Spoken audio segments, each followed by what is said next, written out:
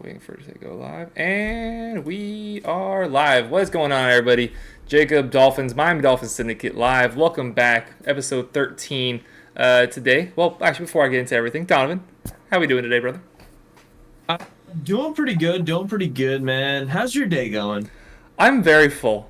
And one thing we were talking about beforehand is how I don't like to eat usually before we do these streams. Like, usually what happens on Wednesdays, because I don't work on Wednesdays, is I'll wake up, made a video like we did this morning, go to the gym, do something else productive, and I left the gym, came home, had my protein bar, and my mom's like, oh, we're going to order food. I'm like, word? She's like, yeah, we're going to get Sicilian oven. I'm like, oh, can't pass that up. So, got myself a little chicken cutlet sandwich, some fries, and it's sitting in there. All that's just right here, right now, and I need a little mojo. I need a little oomph to get us through here. Mojo. That sounds like a sports betting app. Oh boy, sponsor us? Ooh. Is that a sports betting app? Mojo is a sports betting app. You degenerate gambler. Although I'm sure. Before we can get into anything, this is a little mini rant. I don't like sports betting. It's weird. Like, I don't participate in it at all, and I know a lot of people do, and that's cool and all. But I guess I don't know. This is gonna sound so boomer of me. I'm able to just sit there and enjoy the games rather than having to have a monetary bet on. Now, obviously, we love fantasy football, which I guess maybe is my version of this since I'm putting money into these fantasy leagues. But the feeling to have to put $20 on a game or have to bet these prop lines or have to bet the over on that just doesn't interest me. Yeah, I mean, I guess like it for some people it's like fantasy. I mean, remember that's how DraftKings kind of started is that you get a certain amount of money to build your fantasy team, and then you pretty much make money off of it if they go over under the amount of points are projected. Yeah, I'm definitely in the negative. And I haven't even done a lot of sports betting. I haven't done a lot of sports betting. I haven't done a lot of DraftKings. I haven't done a lot of FanDuel or whatever Well, other ones there are. But I just know that the few that I have yeah. done, I've lost money. I mean, in Florida, it's like pretty hard to do it unless you go physically to the Eh, casino or have a bookie. no. You can't do it on an app. Yeah, you The can. only app, Yeah, you what can. app? FanDuel, DraftKings. They don't. They passed the law, but it hasn't been. It hasn't been. Brother, I was doing it for years. I don't know what you're talking about. But every single time I go to put in, my home address, it's like, nope, no sports gambling allowed in Florida. Well, maybe that's a good thing. Maybe that's a good thing because I've lost money. I haven't lost anything crazy, but like doing those DraftKings, like you set your lineup and you see for like the 1 o'clock games, especially if you put like a lot of 1 o'clock players, you're like, oh snap! Like say it's a $10 buy-in, like oh crap, I'm at like $55 right now, and 3 o'clock hits and I'm like, okay, I'm at $12 now, and then 6 o'clock hits, I'm like, all right, there goes all the money. Yeah, well, they even have those new ones where like you can uh bet on like it's almost like a player's stock throughout their career. Yeah. Oh, so that's So the one that BDGE promotes. yeah, What's those. that called? Is that I'm on? I'm trying to remember what it is. It might be Mojo. That might be the one That I was might be. talking I about think. I think earlier. that is Mojo because I know they do a lot of work with Underdog, and the stuff I've It's not seen. I Underdog. know it's not Underdog, but I just said that out loud because I knew it wasn't that one. Yeah. But Oh yeah. we'll just get straight into it, and we'll talk about the subject that I covered earlier. So it's come out that Christian Wilkins is doing a hold in. He's been participating in some few drills, but not as much as he's expected to as starting defensive lineman, the number one defensive tackle. And Mike McDaniel addressed it to the press today, and it looks like this is going to be a little bit of a thing. As to whether he holds out when the season comes and doesn't play week one, I don't expect that to happen. But we're at the point when you're doing the hold in, and even though he is participating a little bit, it is up in the air, and we'll see what happens. But Donovan, you and I have a couple different philosophies on it. The people have already heard my perspective on today's video earlier. If you haven't, go click that, or just wait a few minutes and I'll get in and say my piece. But they've heard my point about how maybe it's not a bad idea to trade him. And honestly, before I even let you say it, I actually had an epiphany last night at like 2:30 in the morning. I'm like, wait a minute, do we need Christian Wilkins? And then boom, this happens today. So it's just it was just perfectly drawn up by the NFL script writers that Jacob was able to have an epiphany last night before this happened today. Try to convince me and convince the people why we shouldn't trade Christian Wilkins. Well, before I get into the trading part, I do want to talk a little bit about the hold in itself. Okay, yeah, go ahead. It's not really as big of a deal as people are kind of like making it out. I think it's more of like, remember when Xavier Howard had a hold in a few years ago? He still participated in all the practices. Mika Fitzpatrick, same thing. They just didn't participate in team drills. They did the individual drills. So remember when we were at the practice and they were running the individual groups? Christian Wilkins is still doing that stuff. In fact, during the joint practice today, he sat there with all the defensive linemen, all the defense with his helmet on, just not actually getting in there. Like, he was still coaching up his teammates, still, laughing and BSing with his teammates. It's pretty much just to prevent any possible injury during the contract negotiations. And truthfully, I think these negotiations get done this week. I think that they get done before the game on Saturday. I think he plays in the game on Saturday. I'm going to go that far to say that. Okay, before we actually get into the discussion, I think zero chance either of those things happen. If he's at the point right now where he's holding in, that clearly means that they're not close enough for comfortability that it's going to get done soon. Like, yes, maybe it's not exactly what it's chalked up to be, and we've seen kind of with, like, Jonathan Taylor came back to practice and just, as far as I'm aware, did pretty much nothing and then left again. It's not one of those situations where, players there but not active. He is active. He is doing some workouts, but I don't think he'd go through this struggle, this headache, if they were genuinely that close. If they were that close, I'd want to be on the field and continue to prove my worth, especially as a team captain who's supposed to be there. He's one of the leaders of the defense. I don't think if it's really that close that, we're doing this on Wednesday, the video will probably be out tomorrow morning, Thursday. If he's really that close, I don't think he'd be going through all this, especially knowing the guy he is. Look, we saw what happened with X. He requested a trade in the whole shebang and had a hold in, and we saw all of this before. And the Dolphins, Greer, they just need a little bit of a push. That's all it is. The Dolphins, I'm not sure what their number is now, but I remember at the beginning of negotiations, they started at like 15 million. We were talking about this a little bit earlier today. I think his final number is going to be somewhere between 20 and 23. Probably closer to 23. You think he's probably getting it somewhere around 25 or more? I'm not necessarily saying that's what it's going to be. I'm saying that I think that's what he's asking for. If I were his agent, I'd be like, ask for 28. I'd ask for, if I was his agent, I'm asking for 30. Because yes, like, it's nice to romanticize these guys as Dolphins players, and they're one of us, but these are professional athletes that are trying to make money to, help their families. I'm not really sure his background situation, but, either way, he's trying to at the very least set himself up for his future. And especially at a defensive line where you're just bashing heads every single play, you want to put yourself in as much financial security as you possibly can. So I'm taking, if I'm him, if I'm his family, if I'm his agent, I'm taking every possible penny I can get. I'm like, hey, what's Aaron Donald making? Screw it. One up it. Give me $34 million. Like, that's how ridiculous I'm being if I'm Christian Wilkins and his agent.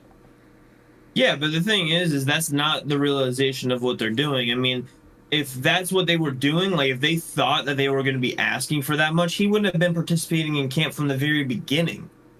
And now we know that he's not, that type of guy. He's wants to be there for his teammates. He wants to be there for his coaches. But at one point he has to prioritize the money, and at this point it is. Like, they're so far into contract negotiations, they're like, hey, look, like, we're getting close to the season. I'm going to protect myself, and I'm not going to participate in these, especially like joint practices get, pretty rough out there. They're a lot more impactful than, a regular practice against your own team, because your own team, they're careful with you. They're not trying to just kill you out there sometimes. There's Steve Smith, punching out teammates. Martellus Bennett. Martellus Bennett. That happens sometimes. But, when you're going against another team like the Texans, especially a team that you just absolutely stomped on last year, embarrassed. No, we did not embarrass them. What are you talking? We embarrassed them in the first half. I was concerned in the fourth quarter. I know. I was concerned. That was the game where I realized Scott Thompson is trash at football. Okay. That he is Anyways, absolutely dog crap at football. Terrible at Tua, football. we Skylar absolutely Thompson stunk. sucks. Sorry, go ahead. We're getting past that, okay? No, we're not. Um, I want him off the team. he's probably not making the team. Skylar Relax. Thompson's making the team. We're going to have 3 quarterbacks. Justice for Justin/James Blackman, whatever your first name is. Go ahead. It's James. James Like, Blackman. Justice. He's better than Skylar Oh my Thompson. God. He sucks. Blackman sucks, but Skylar Thompson sucks too. Proceed. Anyways, can we stay on track now, please? Yeah. Wilkins situation, like it's a little bit blown out of proportion. And I still say that, you know, maybe they're far apart, maybe they're not. Maybe their Dolphins are at like 18, he's at 24, 25. I still think they come to the conclusion of, hey, look, 21, 22 million. My reasoning for not trading him is because right now he is what, the 3rd or 4th best defensive tackle in the entire league. Fourth at Chris best. Jones, Fourth at Chris best. Jones, Aaron Donald, and who else? Quinnen Williams. I put him right there with Quinnen Williams. But Quinnen Williams is better. He has the sack numbers, but Christian Wilkins takes on more double teams. That doesn't do a lot for me. He's getting it's a results business. That is result. If you're taking up double teams, then you. Do you know for a fact that he's taking on more double teams, or just really? Yes, I do. Yes. Okay. And you remember when Ndamukong Suh was a Dolphin before, when he was on Detroit, he didn't get double teamed that much, and he had like what 15 sack years. Came to the Dolphins, had like 5 sack years, but he was still dominant with us because he took on double teams and freed up Cameron Wake. So you're saying that teams only double team Miami Dolphins defensive tackles? They don't do that to the Jets? No, I'm saying that they didn't scheme him up to, go around. I'd be willing to bet their double team numbers are very similar. You remember how last year I was begging for us to do stunts instead of just straight up bull rushes? If you do a straight up bull rush, it leaves you more liable to a double team. Whereas if you do stunts, you can get around double teams and become 1-on-1. So that's what it does for you. It makes it makes you, okay, you're gonna double team me, psych, you're gonna double team Sealer, and I'm gonna become free. No, I understand that full well. That's not really the argument that I was making. I'd be willing to bet that the law of averages, especially with those two players, that I agree with, they're on a very similar level. I'll give the slight nod to Quinnen Williams. I'd argue that I'm pretty sure those numbers are pretty similar. As for Christian Wilkins, kind of like I explained earlier, I don't care. You had your time. It's my time. No, Christian Wilkins, you talked for 7 minutes. All right, my time. Christian Wilkins, kind of like to hit on what I talked about in the video earlier. Defensive tackle is not a top 5 position of need. It's a cracking the top 7 maybe in terms of how important. You go quarterback, you go left tackle, you go edge rusher, you go wide receiver, you go corner, you go guard, and then maybe we hit defensive tackle. Maybe, especially in a NFL offense where the NFL's at right now, running backs are being less and less crucial. You're playing against, instead of each team having like a B+ or A guy, every team has like 3 C+ to B- guys. You're in that range of guys, so you don't need that number 1 guy on the defensive tackle as much as you used to need. You have obviously Aaron Donald, who is in his own realm, and he's one of the best football players of all time. I pay him whatever he needs to get paid. Chris Jones, he's probably asking for around $28 to $30 million. I'm not doing that if I'm the Chiefs. I'm trading him and seeing what I can get. I'm going to see if I can get another offensive lineman. I'm going to see if I can get another weapon for Patrick Mahomes. That big man in the middle to plug up everybody is not important as it once was, especially on a Dolphins team that clearly has still a lot of holes. The Chiefs are nearly a perfect team with the perfect quarterback and the perfect system going on, and they're looking at one of the best players in the league, somebody who's voted in the top 10 in the NFL 100, and said, we don't need you. We're not going to pay you. Christian Wilkins is on a Dolphins team that does not have the number 1 quarterback in the league, does not have the best coach in the league, that far and away does not have the best offensive line in the league. So many things need to get improved on this team, and I understand a few weeks away from the season starting, you're not going to get a premier offensive lineman for Christian Wilkins. I understand that's not going to happen. But what you can do is, try to convince him to play the season out and then I'd probably try to sign and trade him with somebody else in that offseason, then take that capital and go get an offensive lineman. I'm not signing him for anything. I said $20 million earlier. I'll be maybe a little generous. I'll say $21 million. I don't think we should sign him to a 4-5 year deal for that much. The deal that I would do if I'm the Dolphins and I'm comfortable with is a 3-year, $20 million per year contract. You don't really have to worry about taking him on long term when Tua's contract, assuming Tua is the guy. That's obviously still a question that's going to hang over the team throughout this year. If you're paying Tua, you're paying Tyreek, Waddle's eventually have to go get paid. You have to pick your priorities of what you want to pay. You need to pay offensive linemen. Defensive tackle is eventually going to lose out on the race. This is a conversation we'll have in a couple of years, but Javon Holland. Javon Holland's my favorite player on the Dolphins. I don't think the Dolphins should give him a second contract when that comes to be. I think they should just let him walk because defensive tackle and safety are just no longer important pieces of an NFL roster when you compare the checklist of all the other positions that are important. I'll rebuttal that in a sec, but you said ain't no way we're going back Christian to this. Wilkins. Hold on, shut your mouth and let me talk. No. Quinnen Williams. Ain't no way you commented that. Ain't no way you commented that. Quinnen Williams just signed a 5-year, $101 million contract. I would never do that. That is a little over $20 million a year. Oh wait, my math was wrong. Yes, your math was wrong. It's literally like 20.2 or 20.25, whatever. Yeah, no, I was right the first time. 20.2 million per year. But it's 17.5 with a roster bonus of each game is like $75,000 or something like that. Yeah, but bonuses and all that stuff are different. If they're added on these signing bonuses, if you're adding on you hit these milestone bonuses, that's different than just what the flat base salary is that I'm arguing about. It's a roster bonus though, so it's basically it's almost guaranteed. Like as long as he's on the roster on game day, he's getting that money. But is it part of the salary cap or is it not salary cap? That's a very good question. Yeah. Because I don't know. But I think Bozo. that would be a very similar contract to what I would want to sign Christian Wilkins to. I called you a bum. Okay, bum.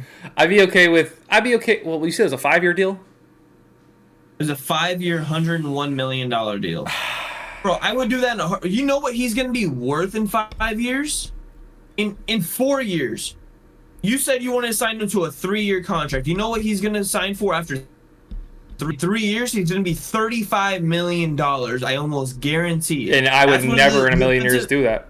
That's what the defensive tackle market is going to be like. No, it is not. The defensive tackle market is going to start ending up like the running back market. Like, look at the Chiefs. Look at the best team in the league with the best coach in the league. It's going to start to. I guarantee you, it's going to start to go the other direction. Like, it's a copycat league. Look what started with the running back position.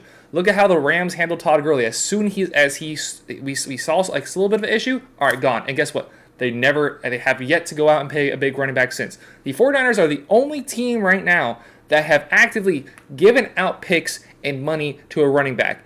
The running back market is in the tank right now. The defensive tackle position, I think, is going to follow a very similar trajectory. They do offer a little more because they're not just there for run stopping. They also get sacks. They get in the backfield and they do other things to disrupt the other team's offense. But it is less important, especially like you look at the money edge rushers are getting. I'd much rather spend $30 million a year on, let's say, just say the best edge rusher in the league than a $20 million defensive tackle. And right now the Dolphins have money tied into two defensive edges, as well as Jalen Phillips on his rookie deal. He's eventually going to have to get paid. I'd rather that money be forced out wide than forced into the middle. It's funny that you should mention how it's a copycat league and how since Todd Gurley hasn't been paid, or since Sean McVay said he's not going to pay another running back, no running backs have been paid, and they just let go of Todd Gurley. It's funny you should mention that because all of the top teams in the NFL have paid their defensive tackles. Aaron Donald on the Rams, paid. Arik Armstead on the 49ers, paid. Yeah, they have. Chris Jones on the Chiefs. He's bad to get paid. They're going to pay Chris Jones. I don't think they will. I think he's going to get traded. I think Chris Jones is the first domino like this to fall, and I think the Chiefs are going to have an incredibly successful season. Like, I don't think so. You could then argue about, okay, what about last year when they did that about Tyreek Hill?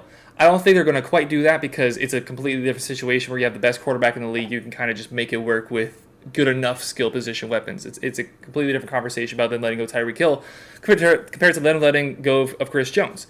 Defense is already a lower priority than the offense. Like it's swung and it's really swinging. Like that gap is getting bigger and bigger. Look at the Cincinnati Bengals. Like yes, they've gone out and gotten certain guys, but they just let both of their starting safeties walk for free, getting nothing back in return. And how much did it affect their betting odds? I'd argue, or I don't know the number for a fact, but I'd say it's probably almost the same exact number letting their two top safeties go. Christian Wilkins, if he leaves the Dolphins today, do you really think that's going to affect the Miami Dolphins Super Bowl odds, betting wise? Think about what they did with the money that they saved from their safeties.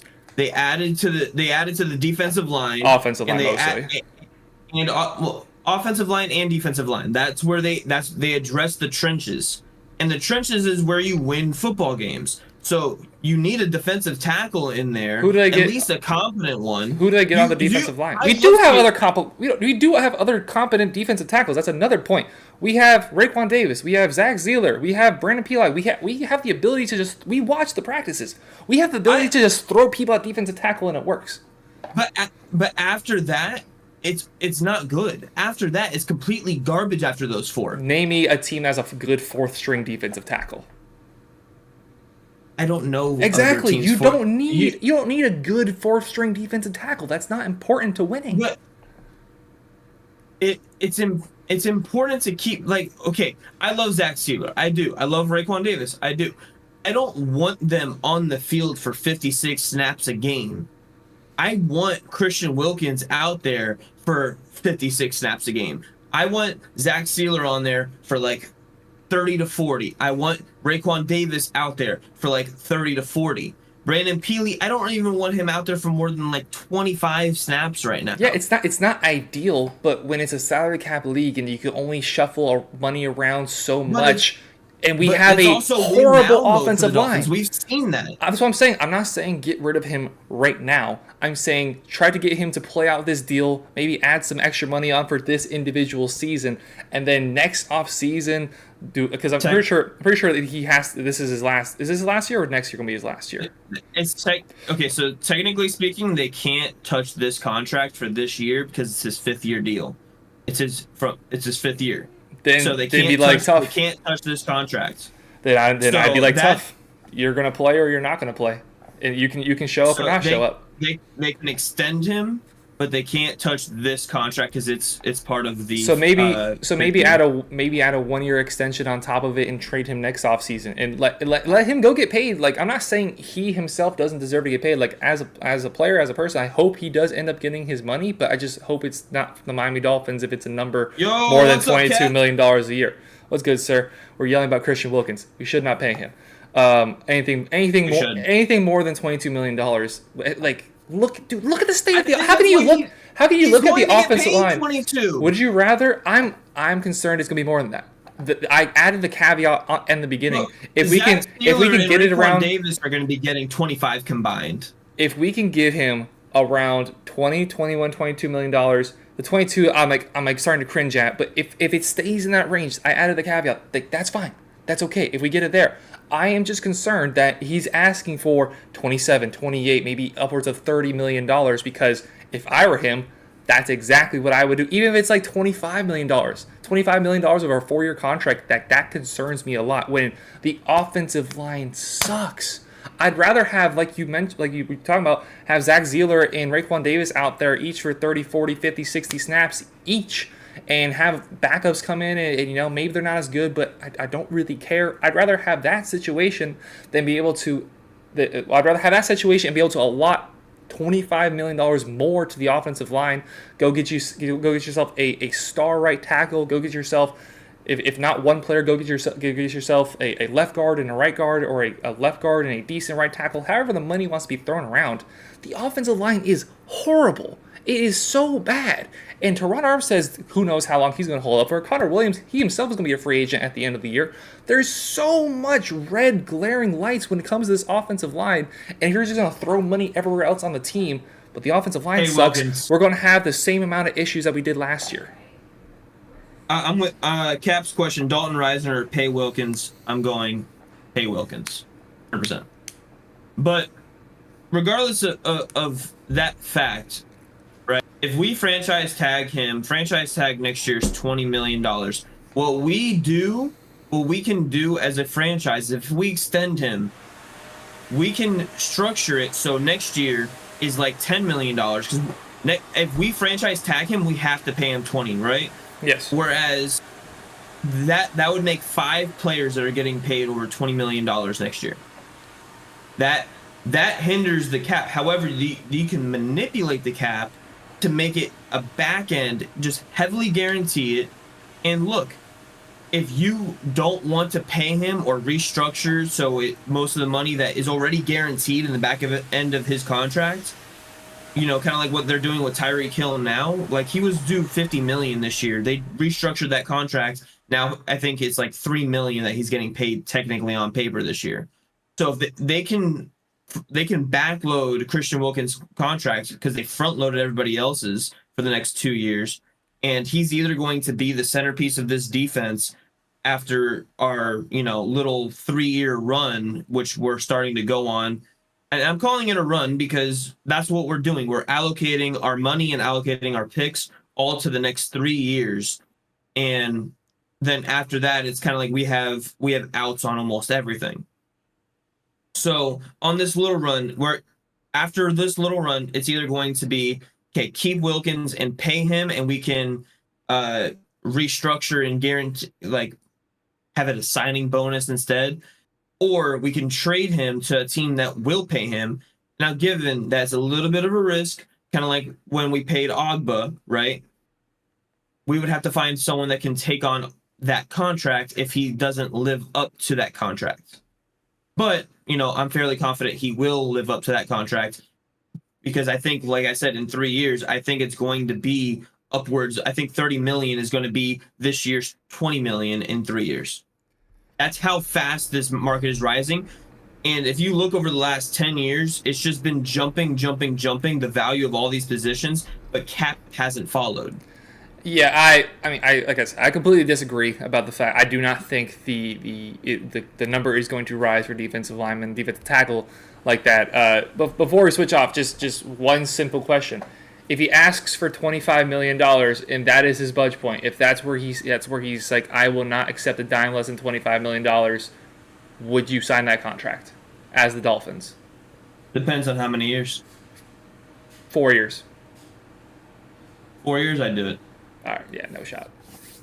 I told you I would pay him $25 million for 4 years. For 5 years, probably not. For 4 years, I would do it strictly for the fact that, like I said, this little run, the Dolphins are all in money wise. They have the most money shelled out to players over the cap, outside of the cap, I should say. So the most money, like signing bonus wise, the Dolphins have done that over the next like 2-3 years. I think this year we're already like over 45 million or something like that. It's somewhere around that area of just signing bonus money. Yeah. And restructured contracts. Yeah, and again, I want to just say something that I said earlier. Like, I have, arguably, you're my favorite player. Like, even you over Tua, like Javon Holland. Like, Javon Holland is my single favorite player on the Dolphins. Over Tyreek Hill, over Waddle, over Tua. I mean, a lot of it is just because of his Instagram account, Quick Draw Jeff. Like, you get to see firsthand, like, just how funny and cool this guy is. Like, he is my favorite player on the team.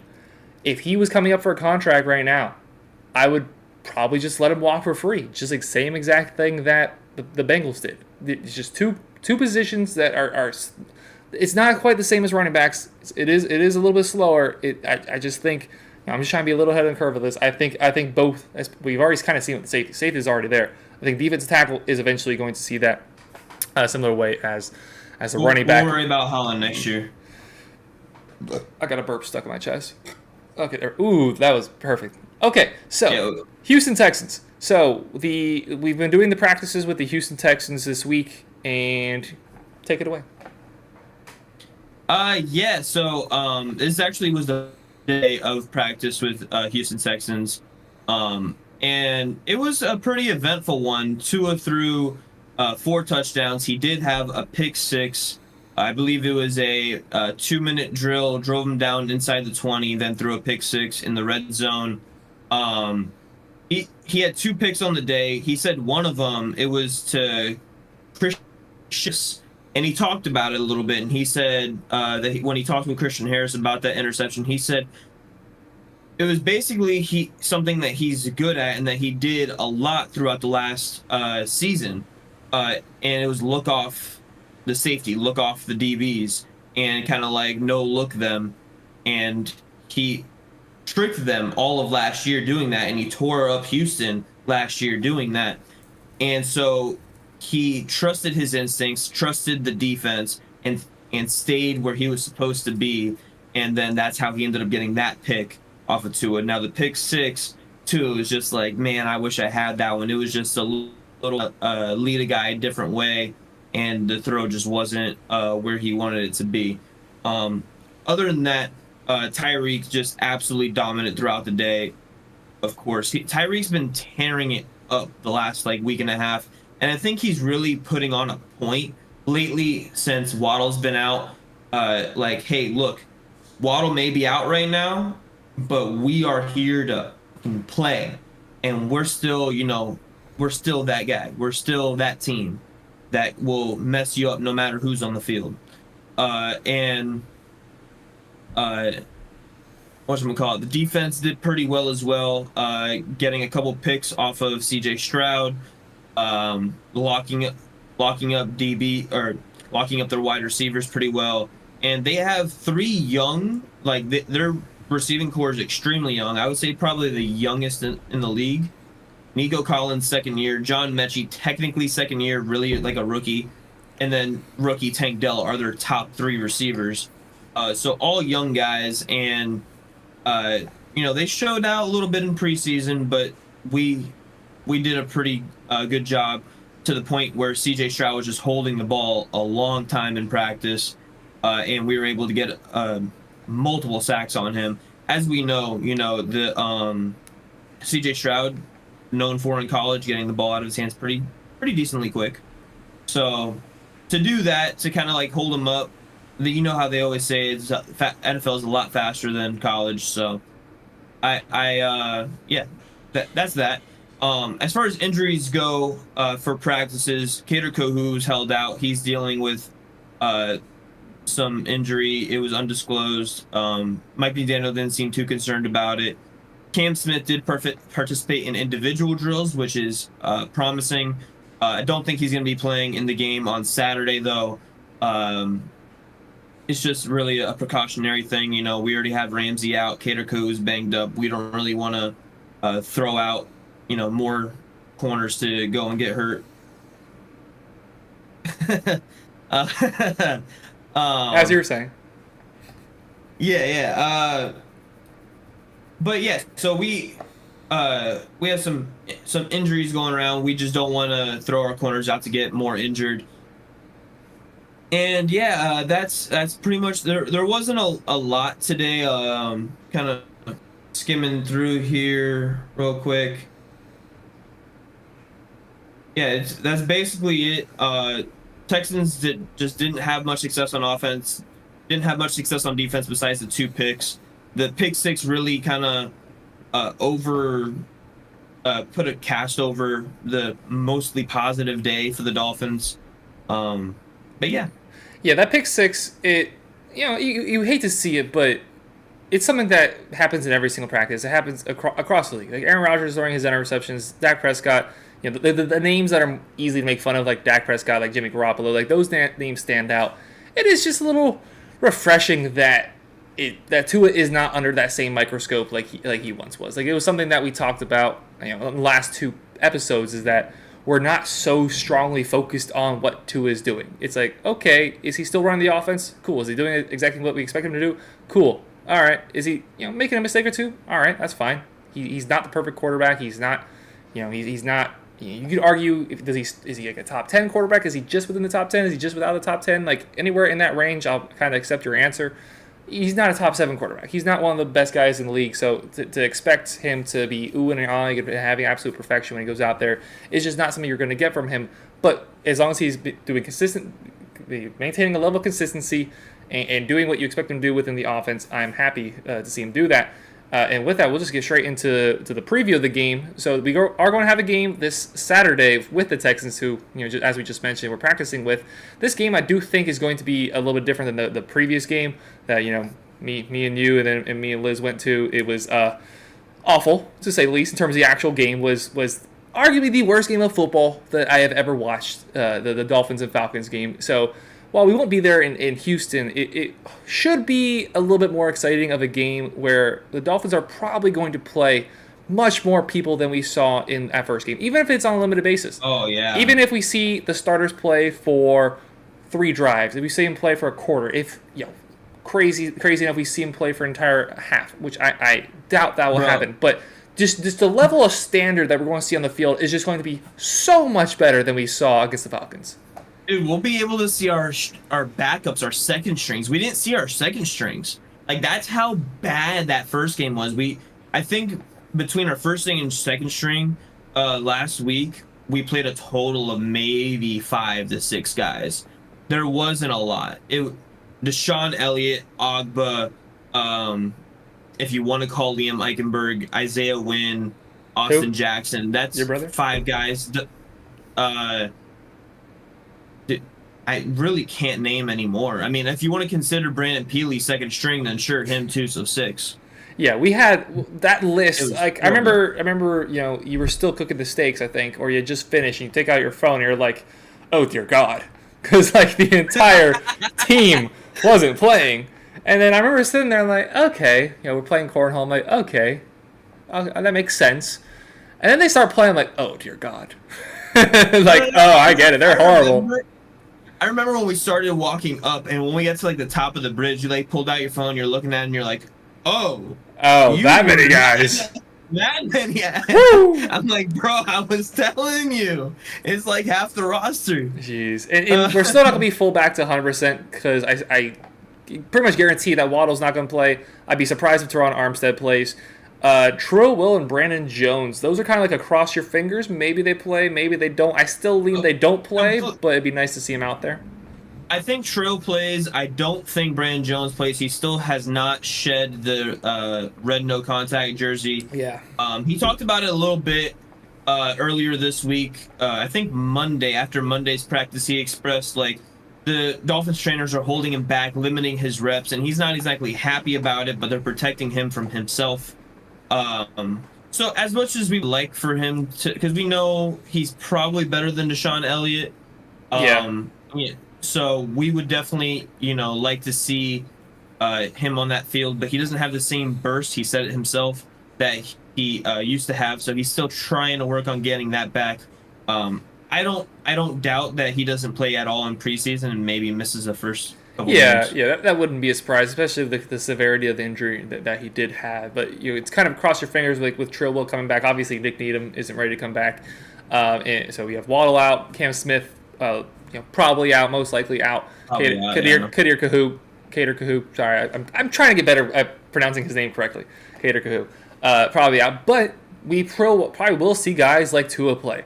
See guys like Tyreek Hill play. See Jeff Wilson and Raheem Mostert play, and we start to get a better picture of what the team's going to look like. Because after that first preseason game, and then even a little bit in the practices, a little bit beforehand and after, you did start to sense a little bit of negativity around the team, and started to be able to point out maybe some of the flaws within the team. And that's something we were actually talking about last week. I don't even know if we actually ever hit that conversation. Was like, what are some of the concerns about the team? And not being able to see our starters was a cesspool of being able to point and poke at the team and saying, okay, this is wrong, this is wrong, this is wrong. I think like Omar Kelly was like absolutely pissed after that game, and Omar Kelly, like all this week, Omar Kelly's been like, okay, this is why the Dolphins aren't good. This is why the Dolphins aren't good. This is why I'm like, okay. I mean, he's not wrong about the things he says, but it was also just kind of like a perfect opportunity to hit on those when you just saw such a piss poor performance on the field. Yeah, and his whole thing is like it's not the starters that are the issue for the Dolphins, is that they're thin at every position, that they have no depth.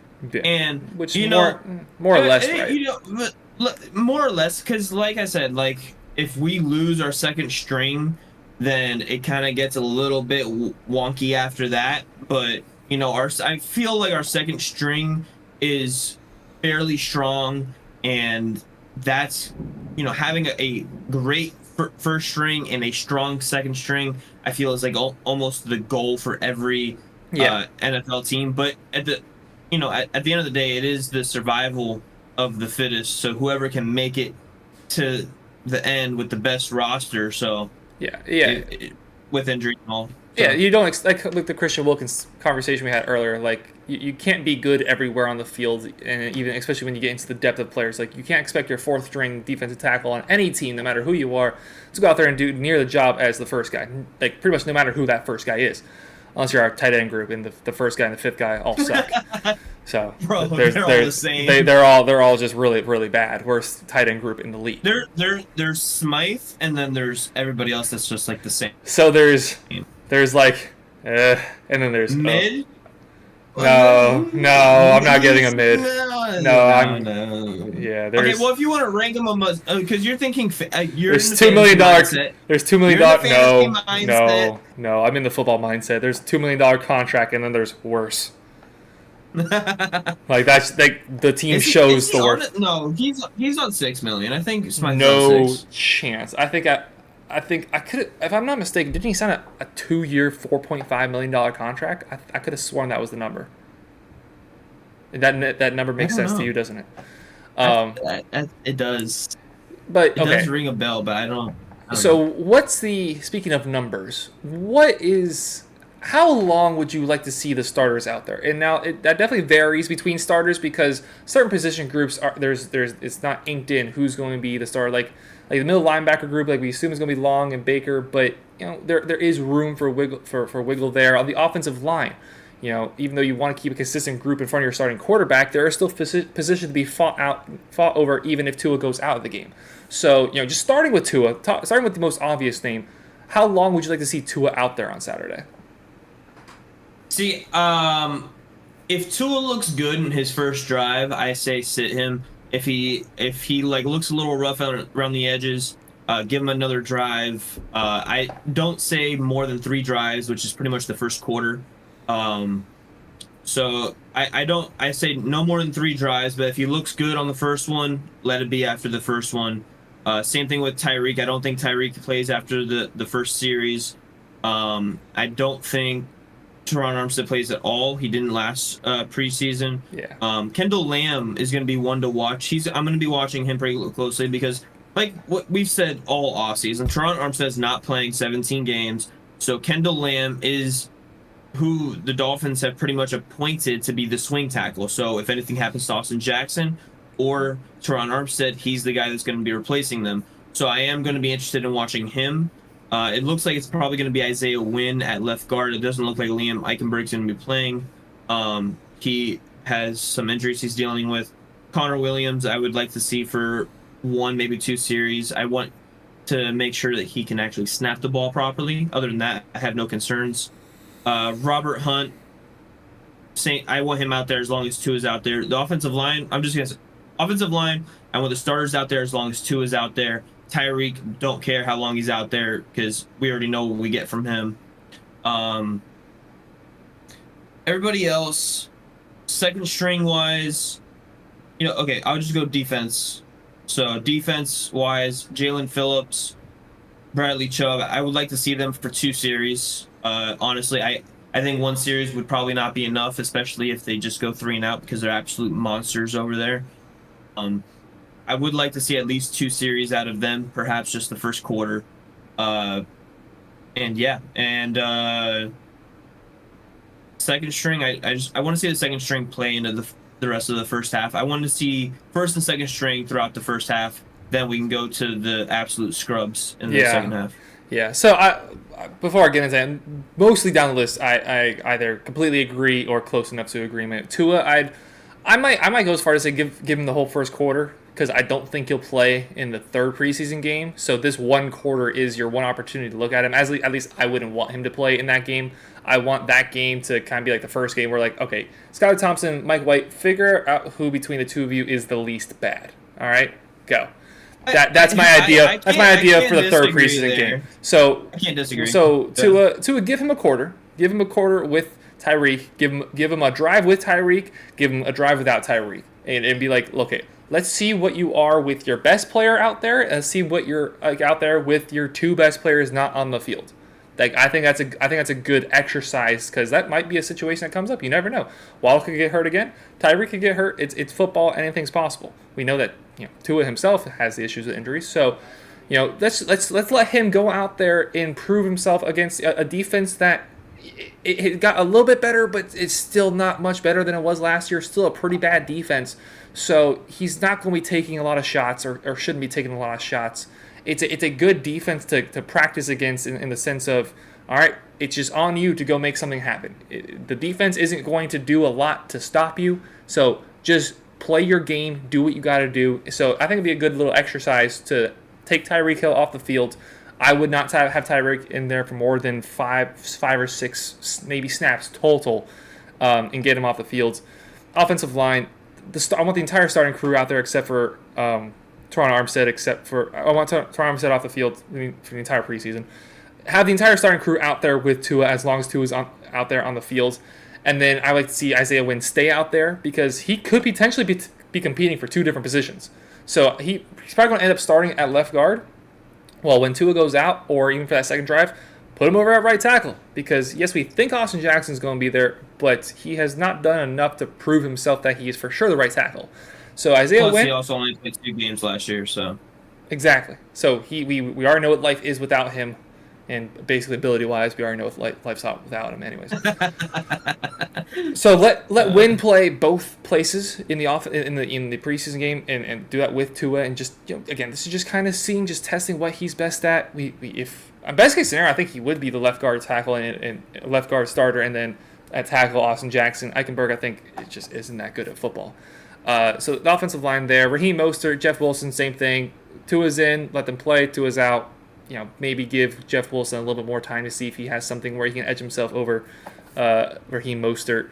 Defensive side of the ball, I'm not really concerned. Maybe get Jalen Phillips in there more. Get the edge rushers going because Ogba, coming off the injury that he hasn't seen a lot of time on the field in a long time. Jalen Phillips is young and just continue that development, and then having Chubb getting back into this system with Vic Fangio. So the edge rushers, I'd like to see them get a lot of work. Everybody else across the field, if you're not a starter, go out and compete. Go out and figure yourself. If you're a starter, but you're like not a shoe-in, like guys like Noah Igbenogany, Eli Apple fighting for that cornerback spot, especially with guys that are out. Just see guys go out and compete will be nice. As for the Texans, just mentioned it there with their defense. We know kind of what we're getting with the Texans. They did add a lot in the offseason, so it'll be interesting to see how some of those guys play, like your Dalton Schultz, who's out there, local guy, FAU up Devin Singletary. So they've added a bunch of veterans in Robert Woods. So there's a lot of experience that got funneled into this team that is starting with a young quarterback. I'm very excited to see CJ Stroud out there. Don't forget Dolphins' favorite Eric Rowe is now the starting safety. I thought you were going to talk about Laremy Tunsil. Oh, well, Larry Tunsil, yeah, Mr. 305. Appreciate you for the pick, sir. I'm very excited to see how CJ Stroud plays. Just in terms of a fan, just as a football fan. Before I get into it, I thought he was taller. I saw a video of him and Tua talking. I thought like CJ Stroud. The same thing with Justin Fields. I thought Justin Fields was taller than he is. Neither of them are like Justin Fields is like 6'1", 6'2". CJ Stroud's like 6'2", 6'3". So like I thought both of them were like 6'5" when they came out. Maybe something about that Ohio State jersey that makes people look taller than they are. So, but with CJ Stroud, I'm excited to see him because he did not have a good game against the Patriots. He didn't have a lot of his main guys out there, but he didn't look good, and he's behind a pretty bad offensive line of the Texans, except for Laremy Tunsil. So I'm excited to see what the Dolphins do to him. How much pressure do you put on him? How does he react as a rookie quarterback? As an NFL fan, I'm just curious how he's going to react. But I want to see how much this defense can just make his life a living hell Dude, I Just make want it as it difficult as so possible. bad. Don't take it easy on him. I want them to just be a non-stop wrecking crew when he is out there. Don't hurt the guy, obviously, but kind of give him a Yeah. welcome to the NFL moment type thing. That's what I want to see. Yeah, absolutely, bro. I want to see this defense dominate. Like I said, though, we have so much starting talent on there, and it just like it flashes that I do want to get them some work. I don't want to, give away our brand new defensive scheme, that Fangio spent a year working on. So I don't want them out there for too long. Yeah, but you definitely want to see them putting together the work that they have, and I think kind of Absolutely. similar to like how I was talking about Tua with the defense or Tua with the Texans defense, the Texans offense with a first year defensive head coach. I expect this offense to be more or less be a mess this season for the Texans and be no better like at this point than they were at the end of last year. Even with a better quarterback, I can't imagine their offense being too good. So I want to punish them. I want the defense to go out there and not show off, but hammer down. Like I want to see them dominate because the Texans are a young team that doesn't have a lot of proven talent out there, and I think it's a really good opportunity for confidence after we just saw last week's performance, which we didn't get dominated, but it was like the worst loss it could have been, minus getting dominated, just because how pathetic it was. Yeah. Very excited to see the Texans team, what they offer, what CJ Stroud offers, and hopefully it's a better game than we had to watch last week. Last little topic that I think we'll talk about today, unless anything else pops up, because somehow we always end up ranting for 30 minutes after the show is supposed to end, is remaining free agents. We saw Dalvin Cook sign within the division. We saw Ezekiel Elliott sign within the division. Told you so. Thought Dalvin Cook, he was going to end up as a Jet. Not happy about it, but nonetheless, told you so. So It doesn't matter. It does. We see teams in the division adding to the team, and what are some guys that you think potentially the Dolphins could go after in this short period of time before the season starts that are still available on the market? All right, so there's a few of them. I'm gonna rattle off a couple of edge rushers first. The top edge rusher is still available. He just went out and visited, I believe, the Ravens. Jadeveon Clowney Okay. is still a free agent. Not sure what his price tag is. He did just turn 30, so not exactly sure. But right now, he would be our fourth string defensive end. Which I'm not sure. Oh. Bro, exactly. That's all I'm talking about. You're talking about a guy that was drafted #1 overall by the Texans, ironically. That like, come on, like that's just chef's kiss. The second one is actually bringing back Melvin Ingram, because why not? When he played like half the season for us last year.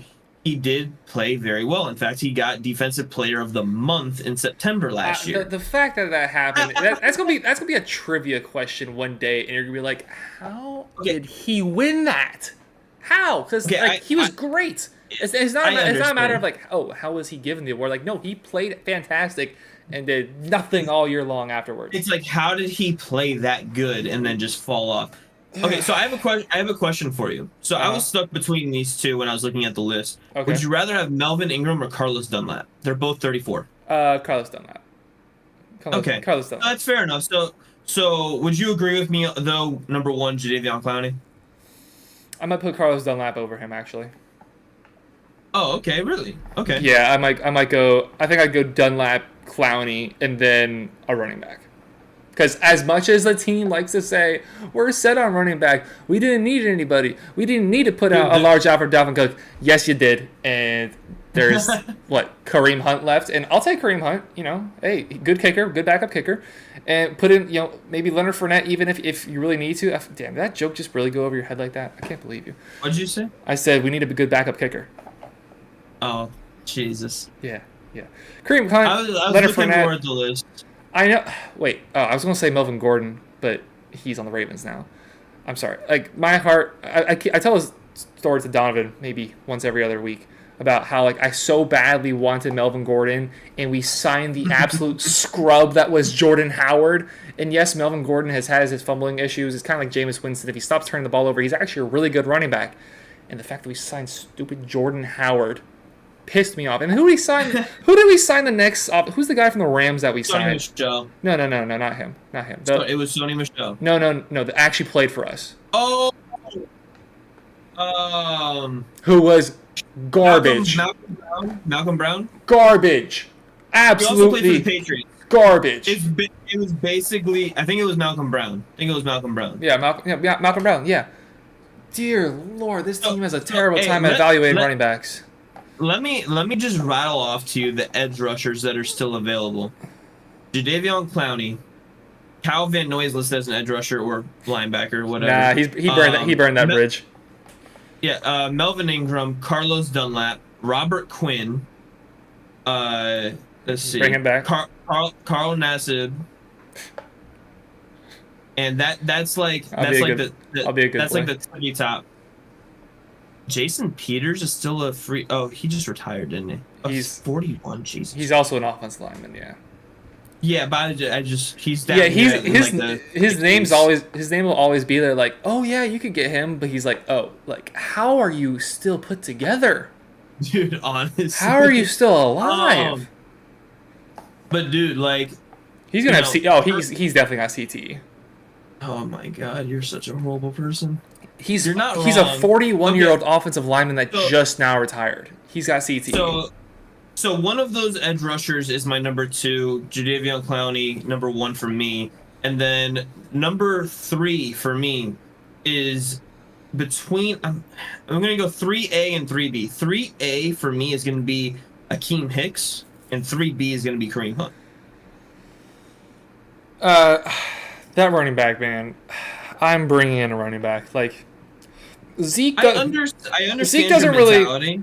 Like, we both think in a fantasy sense Zeke affects like Ramondre Stevenson, but just in terms of the Patriots' ability to win games, I don't think he really pushes the needle too much. Maybe he takes them from 4 to 5 wins, because that's where I'm at with the Patriots at this point. Oh my God. But Dalvin Cook, again, as a Breece Hall dynasty fantasy owner, I hope Breece Hall takes his time to come back. So that does push the needle for the Jets. The Jets are going all in right now on this season. And we saw via Hard Knocks yesterday that they do still have their offensive line concerns. So if he is out, or even if he plays, having both him and Dalvin Cook as options is fantastic for the Jets. For us, like, I like Raheem Mostert. I like Jeff Wilson. I kind of like Gaskin and Ahmed. But, like, it'd be so nice to have a guy. Wait. Can you repeat that last one? Gaskin and Ahmed? You like them. Oh. Did you hear the tone in which I said I like them? I heard you like them. You heard Gaskin, Ahmed. That's what you heard. No. You're like, I kind of like Gaskin and Ahmed, which is like, you like Gaskin and Ahmed. You like them. You know that they got their little niches. You like Krabby Patties, don't you, Squidward? Is basically what that's basically what you just did there. You like Krabby Patties, don't you, Squidward? Is basically the conversation we just had. Like, they're decent, serviceable options. They're not actually trash. Well, sometimes they are. They're good the times they're not trash. Okay, that's what I'll say about Gaskin and Ahmed. The times that they're not trash, they're good. Pro Bowl against the Bills, just let Ahmed eat. If we're playing the Bills, just let Ahmed eat. Gross exaggeration. Dalvin Cook, Kareem Hunt. We've seen them establish themselves, even if it wasn't last year, even if it wasn't really the year before. Dalvin Cook with his injuries, Kareem Hunt with his Kareem Hunt. We've seen them, though, being dominant running backs, and they both, obviously, Dalvin Cook's no longer on the table, and now we're mostly talking about Kareem Hunt. There is something he can still offer to this team that is better than anybody else on the roster. I'm not disagreeing with you there. It's just, how much is he really seeking? Is he seeking more of like a dominant RB1 role? Because he visited the Saints before he even walked in the building. He got offered more money and was told by his agent to leave. He still didn't leave. He still took the visit with the Saints, because I'm guessing he wanted to see, like, hey, look, how much are you going to use me? Because I think he's looking for a 1-year prove-it deal. Then he can go somewhere else, or even just get paid by that team. I think that's Because we saw last year he requested a trade from the Browns on the basis that he was getting phased out of the offense. Now, rightfully so, because Nick Chubb is clearly one of the best, if not the best, running back in football. So you would phase out Clowney, Kareem Hunt for that. Listen, I had Jadeveon Clowney stuck in my brain. So I was there for that. Yeah, it happened 5 seconds ago. I remember. Yeah. So Kareem Hunt, he requested a trade. He wanted out. He still played the season. He didn't get nearly the amount of reps that he normally did the previous 2 seasons before that. So I think he's just looking to go back to being that dominant RB1, and dominant as in snap wise. I'm not talking about actually dominant. Yeah, I mean, all those guys, I think could be valuable. I don't think you can have enough edge rushers. I suppose you can have enough 41-year-old offensive linemen. But all those other guys you mentioned, as well as Kareem Hunt, I mean, Leonard Fournette is not actually bad. Like, we kind of forget how deteriorated the Buccaneers' offensive line got last year. Like, yes, Leonard Fournette is not the same runner he was in his first couple years, or even back to, like, it's weird. His best years were at LSU. Like, he was so good at LSU. He had a few good years in the NFL. But last year, he was running behind one of the worst offensive lines in football. Like, when they had Ryan Jensen go down, when they had, I forget the other names of their offensive line. I don't really care about Buccaneers' offensive line. But they had multiple guys on that line go down. And, like, obviously that's going to be a thing that affects you. So I think he'd be serviceable. I think Kareem Hunt would be serviceable. I know Malcolm Brown, Jordan Howard wouldn't be. So don't come back. But there's definitely... Can we get the no-knees J.J. back? The slowest running back to ever exist? Dude, that clip of him on the Eagles is absolutely hilarious. Well, the funniest part about it is the fact that he's British. All right, bro. So he's like, "In it, bruv. I'm not quick, bruv. I'm not quick, bruv." Like, he's like, "Oh yeah, they play our football too, I guess." They play our football too. Hey, fun fact: soccer, the term was actually invented in Europe. Yes, congratulations on saying a fact that literally everybody knows. I learned it like 2 weeks ago, so I've been saying it for a long. This surprises me zero, none at all. But it's kind of like when you learn that fortune cookies were actually made in the U.S., like, or invented in the U.S. So yeah, it's kind of funny. White people taco night. Sorry. Oh my god. They get the taco shells from the grocery store. The ground beef from the grocery store. Sorry. So, Cat for Life earlier was talking about Dalton Reisner. If you don't know who that is, I don't. He's an offensive guard from Denver. He's only 28. That's why I did not say a word. Especially since we were still arguing at that point, so I didn't want you to get a foot ahead because I didn't know who that was. So just yeah, I'm good. I understand. So Dalton Reisner, he's an offensive guard for Denver last year. He's pretty okay, which means he's a decent backup, which means he would probably start on our team. Except for I like how you almost spit out your water. No. I didn't spit. That was a controlled laugh. All right, composure on this show, unlike our other host. Yeah, you don't stay whatever. I stay composed. I know what I'm doing. Sometimes. 99% of the time, I'm composed. 80% of the time, I'm calculated. As I'm moving back and forth in my chair, I just smack my desk. So I can foresee if an injury happens where we sign him. However, I don't think that he gets signed by the Dolphins on the basis that they already kind of secured the guard spots, roster spots, I should say. We did? Roster spots. Look, we secured our guard positions? Listen, Linda. It's not me I'm talking. sure it's your middle name. No, it's not. Anyways, you cut out when you said not, so therefore we all know it is.